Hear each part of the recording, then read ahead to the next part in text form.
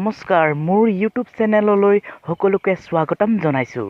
আজি আপোনালোকৰ আগত এনেকুৱা এটা বিষয় আলোচনা কৰিব বিচাৰিছোঁ। আহকচোন এই বিষয়টো আলোচনা কৰোঁ।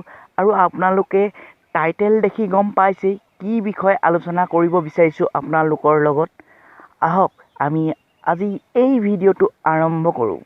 কিছুমান মানুহে মনতে ভাবে, সকলো মানুহে নাভাবে, কিন্তু কিছুমান মানুহে মনতে ভাবে যে ভোট দিবলৈ গৈ সময় নষ্ট কৰাতকৈ ঘৰত কাম কৰা ভাল, বা সময় নষ্ট কৰিবলৈ ভোট দিবলৈ গৈ সেইবুলি ভাবে কিছুমান মানুহে। এটা ভোট নিদিলে কি হ'ব, দেশৰ উন্নতিটো হ'বই না।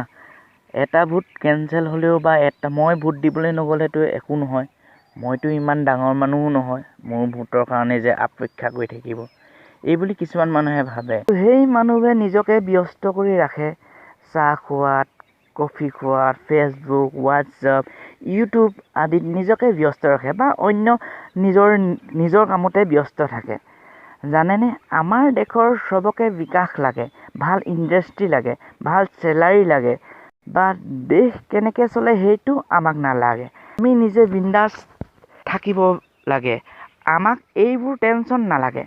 আপুনি জানেনে, 1 নম্বৰ কাৰণে কেতিয়াবা এজন শিক্ষাৰ্থী ফেইলো হৈ যাব পাৰে।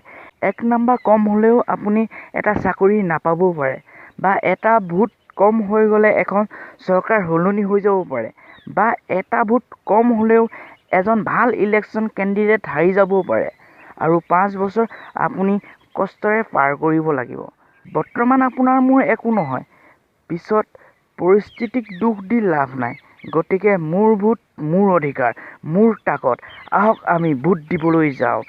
আহক আমি একেলগে ভোট দিবলৈ যাওঁ। আহক আমি একেলগে ভোট দিবলৈ যাওঁ। এই ভিডিঅ' বনোৱাৰ মোৰ এটাই উদ্দেশ্য, সকলো মানুহ ভোট দিবলৈ আহিব লাগে আৰু নিজৰ অধিকাৰ ভোট দিয়া। আহক আমি সকলো ভোট দিবলৈ যাওঁ। এই ভিডিঅ'টো চাই ভাল পালে যদি লাইক, কমেণ্ট, শ্বেয়াৰ কৰিব প্লিজ প্লিজ প্লিজ।